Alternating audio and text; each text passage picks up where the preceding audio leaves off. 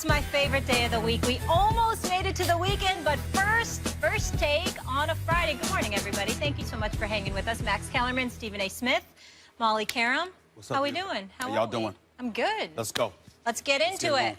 Coming up, guess who's joining us? WWE superstar Seth Rollins will be in the house. Stay tuned for that. So much to get into with him.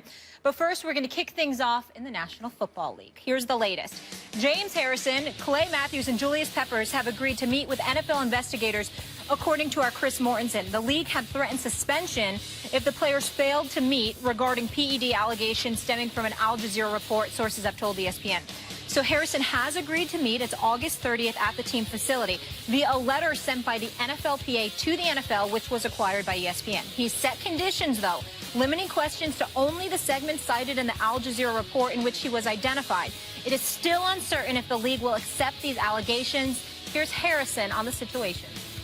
If it goes to a conduct detrimental, it leans to the hands of that Crook, Roger Goodell, and he can do whatever he wants, that's just a collective bargaining agreement that the players signed. I've been prosecuted and persecuted, publicly in the media by them for something that I didn't do. So, I don't see why we couldn't have the media there and do a live interview. They can ask their questions and I can answer them, and y'all can see whatever evidence it is they say they got or don't have. Harrison seems hot. The Crook, Roger Goodell, inbounds or out of bounds? He's out of bounds. There's no question in my mind about it. First of all, the word crook implies that somebody stole something from you.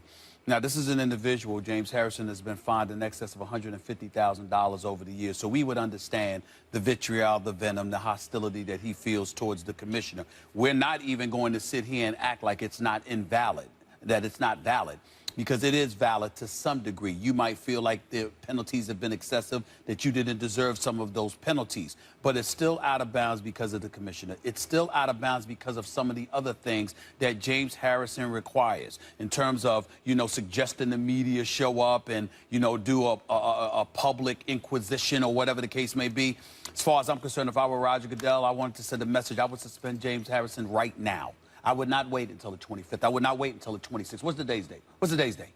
What's the day's 19th. date? The 19th. I would suspend him right now. Literally, right now. You think you that bad? Let's go. Let's roll. Let's see how deep your pockets are. Let's see how deep the Players Association's pocket is. Because, you see, it shows that you're not living in the real world. Now, James Harrison is not the only professional athlete who is devoid of this level of sense in this regard.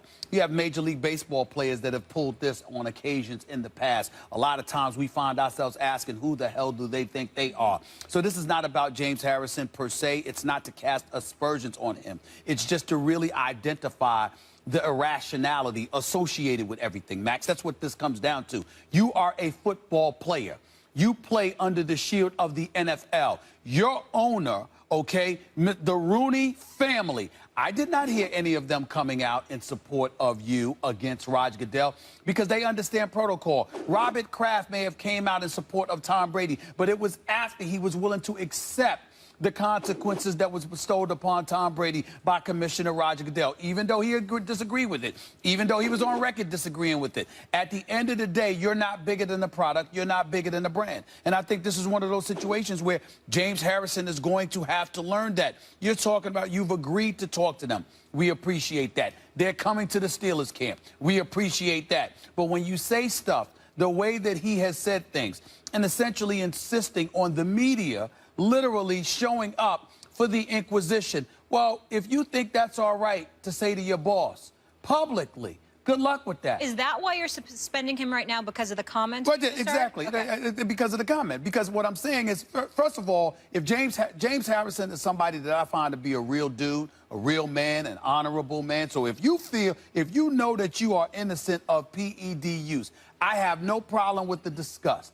I have no problem with you proclaiming publicly your innocence. What I have a problem with is how he has acted in all of this. You've dragged this on. You've gone through extreme measures, as far as I'm concerned, in speaking out against the commissioner to a point where it definitely does. It doesn't border on insubordination. I think it exceeds it. Now, one would argue Roger Goodell is not his boss. He's the commissioner.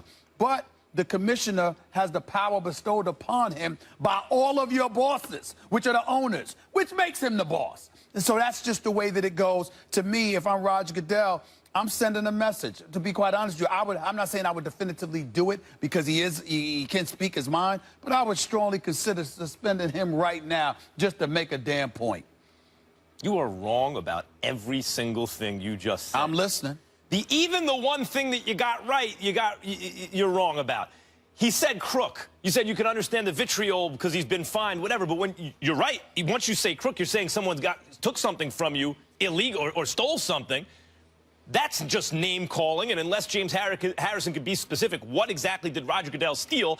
Now people are not going to be able to really hear what you're saying because they're just going to hear the word crook, which seems to me to be the one part that's out of bounds. About everything else, it's quite the opposite, Stephen A. Look, first, you seem to be into this idea that might makes right. Because Goodell does have the power to suspend him, or whether or not he actually has that power in the CBA, which is actually an issue here, he will suspend him, and then they're going to have to appeal. That's true, but because he has that power, James Harrison should just cave? I mean, the Players Association is, I believe, based on what I've read, correctly interpreting the CBA, saying, look, you're in the evidence-gathering process, don't have to talk to you yet unless you have evidence. If you're going to say the Al Jazeera report is evidence, fine, use that. But I don't have to talk. Okay, wait, you want me to talk to you? Okay, fine, I'll be the bigger person here. In the interest of transparency and kind of common sense approach, I'll talk to you. However, if we're going to do that, there are going to be some stipulations because I am not required to talk to you according to the CBA. That's their interpretation, Harrison's, the Players Association, and I agree with them. But, okay, we're going to do this. How are we going to do this? We're going to limit the questions to this inquiry because this is not going to be an inquisition, as you, I think, correctly termed it. Otherwise, it becomes an inquisition.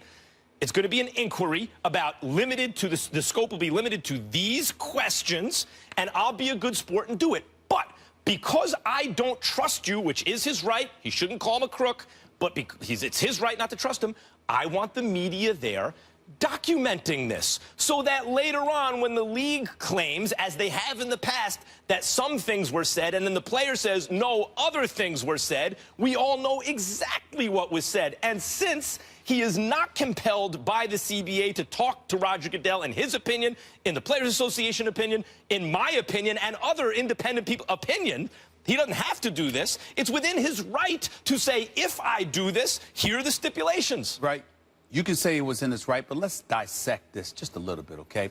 First of all, don't give me the Players Association. The Players Association will say he's wrong for passing gas, for crying out loud, because they want anything they can to take to court, because it seems like, you know what, the more we go to court, the more lawyer fees are piled up, those billable hours, and somebody's going to get paid for it. Hey, Jeffrey Kessler, how you doing, buddy? How you doing? That's point number one. Point number two, when you look at it from James Harrison's perspective, this man has been fined 6 times for in excess of $150,000 dating back to last year. They're talking about dating going as far back as 2010. There's some animosity, some vitriol there. There is such a thing as practicality that needs to enter the equation here. Who amongst us gets to go upstairs and say, well, you know what? We want to sit up there and make sure the media is involved and the public at large is privy to the conversations that we have with our boss. I'm talking from a realistic perspective. I'm not talking utopia. Let me ask you a question, rhetorically or otherwise. How many times would you like to have had eyewitnesses in attendance when you've had conversations with bosses? You know, where you wish, prayed that somebody was there. You wish there was a fly on the wall. You wish there was some secret recording somewhere. You wish that the words that they said actually came to fruition. Listen, all I'm saying is... So because you can't have that, he shouldn't have it either? No. Exactly. Let me explain. You are a football player. Roger Goodell is the commissioner. You do have the right to have union representation. You do have the right to have an attorney in all likelihood. To sit up there and to say, well, if Roger Goodell's going to question me, I would like the media to be in attendance for that. So in other words, let me ask you this question. Is everything about these guys squeaky clean? What if Roger Goodell turned around and said, Let me invite the media in when I do have evidence against y'all using PEDs or DUIs or domestic violence or whatever. I didn't hear a whole bunch of here's people. the difference. Hold on, wait a minute. I didn't hear a whole bunch of people standing up then wishing that the commissioner was on tape for that. There's a whole bunch of stuff that we James Harrison believes he doesn't have to submit to this interview. So if he's going to do it, there are going to be stipulations. And as to your point of view, that because it's not pragmatic, it's not practical, the reality is this is the boss. Who are you? You're just a football player. The media, this certainly doesn't apply to you, what I'm about to say, but this is applied to the media, much of the American media in the past. Baseball, which was the first real strong union in sports, that sued and got free agency and all these things. The press's basic point of view towards the worker, and this is in many walks of life, but especially in sports, back then was, why, you're playing a child's game. You should be happy you get to play that for pay. Who are you to ask for what your market value? You should take what Mr. So-and-so gives you. But it's part of the same spirit of that. Because this guy is the boss, because he thinks he's able to unilaterally enforce rules that the union disagrees with, you should just submit to it because the fight will be difficult. Time out. You just lied to because you're just a player. You just lied to the American public. Because who are you? You're false, and here's why. You use the word unilateral. There is nothing that Roger Goodell feels that is unilateral. Roger Goodell clearly doesn't believe it's a unilateral decision because there's a collective bargaining agreement that was reached. Both sides. What he believes is that his interpretation of that collective bargaining agreement is accurate. That doesn't mean it's a unilateral decision. Wait a minute. So, but you're saying, but the players also feel that way. So you're saying when that happens, they have to defer to the commissioner. No, you're wrong. So he's the judge, jury, and executioner. Let me, before you rudely interrupt it, allow me to educate you. I am saying to you that the Players Association can make that argument all they want to.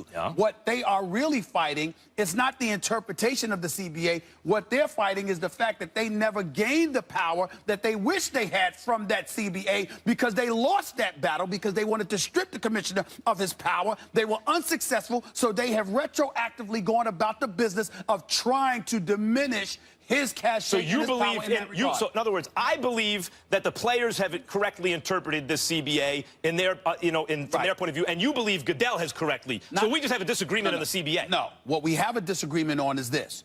In the end, the CBA grants Goodell a level of power and latitude that the Players Association religiously tries to fight retroactively of the agreement that they made from years ago. That's not what the CBA says in this case. I'm telling you, it's just like with the that's true what you said, but that doesn't apply here. It's just like with the Tom Brady situation. I have it on good authority that there were several people associated with players throughout the league and NFLPA to some degree who absolutely believed that Tom Brady wasn't completely innocent in all of it, but they fought anyway, didn't they? You know why? Because that was one of their own. That's what he wanted to do, and it would be a great opportunity for them because if they were successful, it would set a new precedent that they could build upon to fight future cases. So what I'm saying to you is this. It ain't always, especially with a union, especially with this union, it's not always about whether somebody is right or wrong. It's a case that they could fight because the more you could peel away at the power of the commissioner, the more successful you'll be. But this is the conversation. This is the exact argument we're having. The analogy here is that the commissioner here is a prosecutor, essentially. The NFL Players Association is the defense attorney, but you also want the commissioner, or seem to think that the commissioner is also the judge and the jury. No. Because the job of the NFLPA is to defend their Max players. Kellerman, I don't think the commissioner is the judge, jury, and executioner.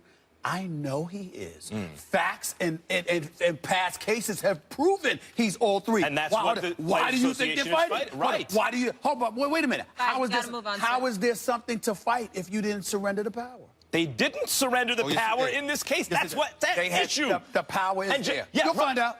You'll find out. You'll find out. You'll learn. It's going to be very interesting. One of us will. You'll learn. To see how this plays out, and I hope we get to the bottom of this sooner than later.